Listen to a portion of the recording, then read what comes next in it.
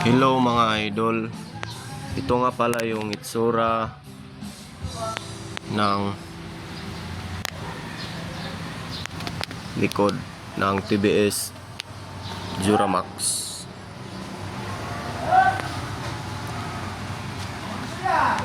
Kapag Duramax guys, yung cooling system niya is coolant na.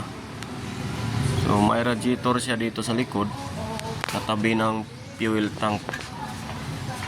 So, kapag nagpalit ka ng fuel filter, napakahirap guys kasi dapat tanggalin mo pa yung radiator bago mo makuha yung fuel tank.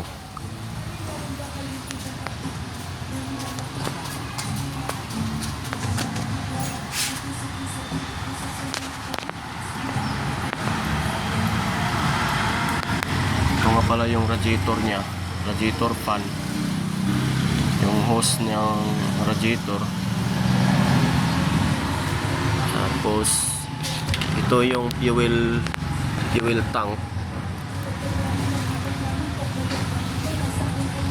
coolant reservoir, air cleaner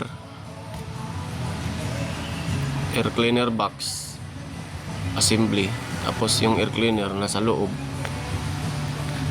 Ito yung ano niya, throttle body.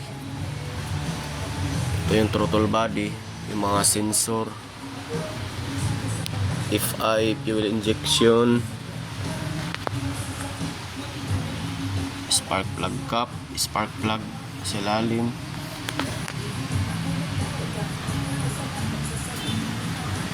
Ito yung ano niya, ASG. Ito yung nagpapagana sa magneto guys, para siyang nagpapaandar sa makina. Ito yung ECU niya guys, ang liit. Tapos itong nasa baba, yan yung ignition coil.